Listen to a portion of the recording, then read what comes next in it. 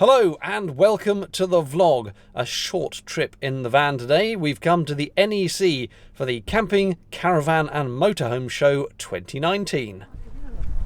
This is classic NEC visiting, standing in line waiting for the shuttle bus to take us from the car park through to the halls. I confess, this is my second trip on the same shuttle bus because some idiot, namely me, left his mobile phone in the car and had to come straight back for it.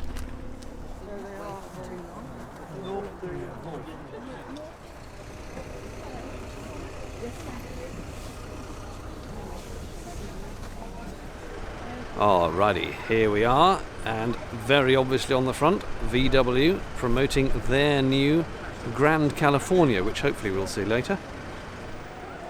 All checked in with the press office, and now just got to make sense of this. There is a mammoth amount to take in at this show. 5 halls, lots to see. Okay, here we go.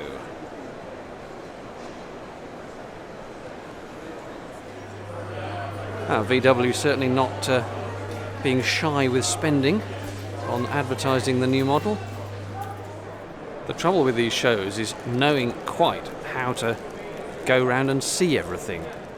So today's approach is the spiral methodology, going around the outside and then spinning in towards the middle. Very interested to see the guys from Rhino Linings here, as I've had several people say I should try spraying the Rhino lining onto the outside of the narrowboat instead of blacking it. So I've had a good chat with them, and apparently they have got a narrowboat commission. It'd be very interesting to find out who's done that and whether it works. I've also taken away 2 samples of the Rhino stuff.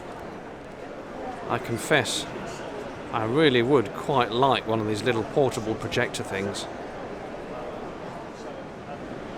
I've seen these before, but they are still so cute. Go pods.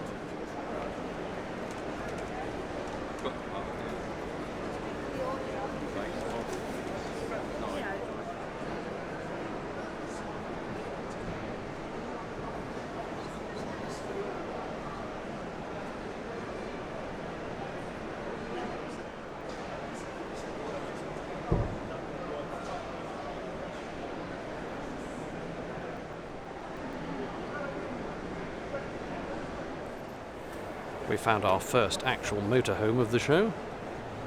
This is the compact line model.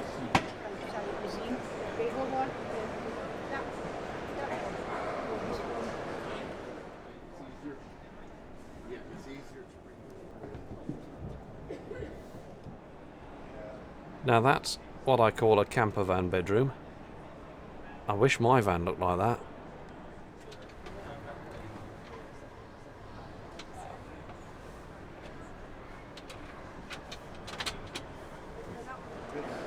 Well, I like it, but ouch at the price. This is probably slightly more within the realistic budget of many people. The last motorhome I looked at was £150,000, so these should be slightly more affordable. Very much more your standard campervan thing, but quite big, a lot of space in there. £53,000 as shown. Of course, the trouble with going all the really expensive motorhomes first is you come to anything else and it feels somewhat less luxurious. But that said, this model feels like it's got a lot more space in it.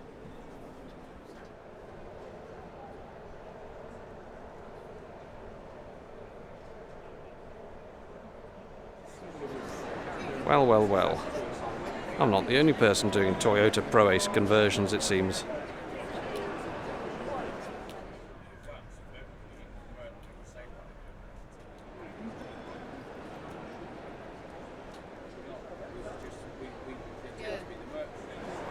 Forget the campervan itself, that air deflector is what I need for my solar panels. I do not know if the camera is picking it up, but I'm really warming to how much space you feel there is inside these Lunar Caravans. That is the manufacturer brand. Just been looking in 2 or 3 of them. They all feel very wide and spacious. Always good to see the provision of USB sockets. I've always got something needs charging. I thought this Caravan was small. And then I saw that one. It's absolutely tiny. Funny little double dinette at this end. And a main social space come bed area at this end. It's got a little sink. It's got a little cooker. It's got a little fridge unit. All one done.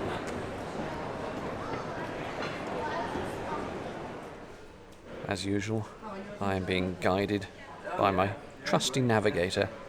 I say trusty, but apparently the map is the wrong way round.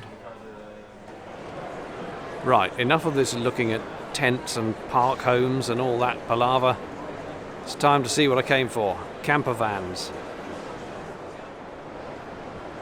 So this is the Hillside Hopson, built on a VW Crafter.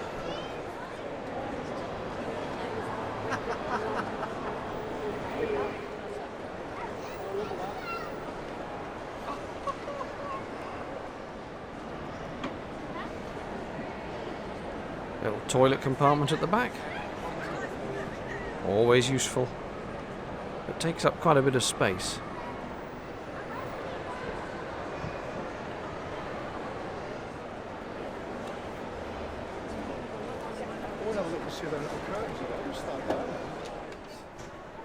Little sink unit and hob down this side.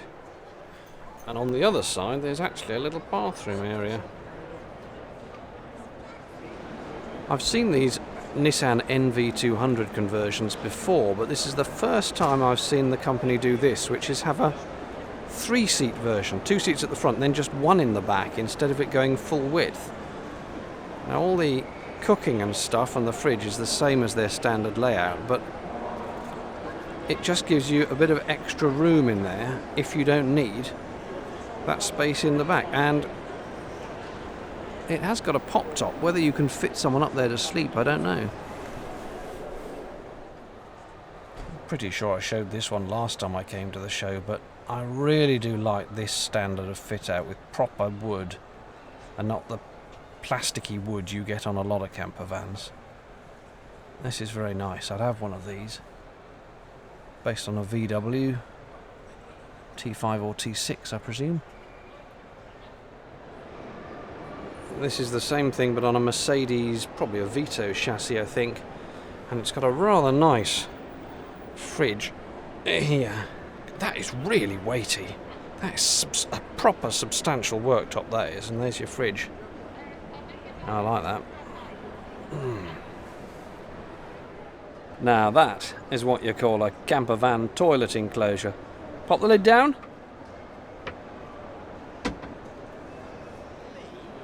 Now this is just gorgeous, but it's a special limited edition version that is apparently not for sale. Gorgeous. I love that drinks cabinet. I want one of those. Is that just not the most awesome thing? LEDs in the pop-top bed. Now that's something you don't see every day.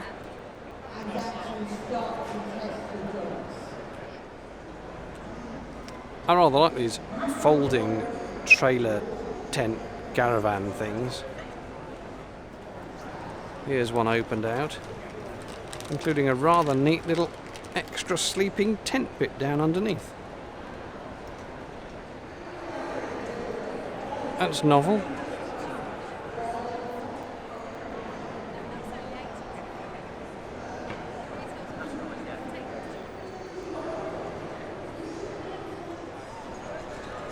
At last, here it is, possibly the star of the show, the new Volkswagen Grand California. It's a mighty beast indeed, even if it does slightly remind me of a beluga whale. Round the back, giant garage area with the bed over.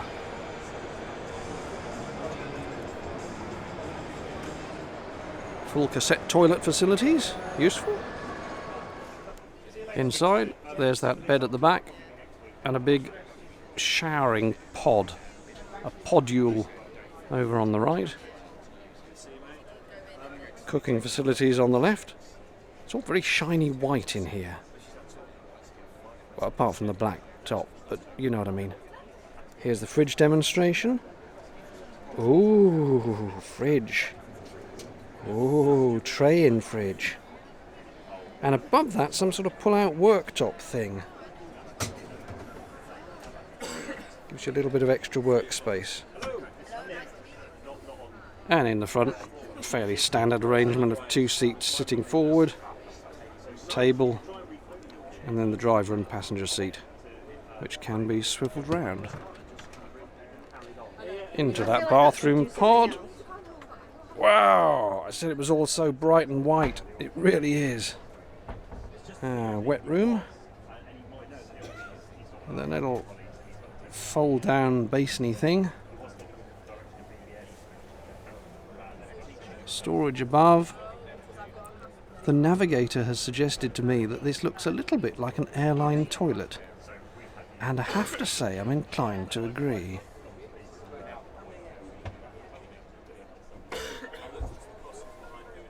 Speaking of that airline theme, overhead lockers. Lots of them. Lots and lots of them. Just before I get out, there's a pull-down bed up there.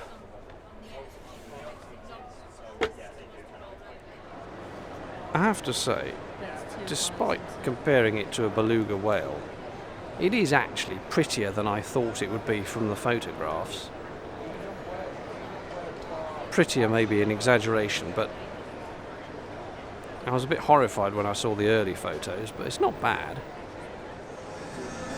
Here's the standard California. If you want to know anything about these, you need to be watching the channel A Bus and Beyond, because they post regular touring videos in their California. I'll leave a link to them in the description below.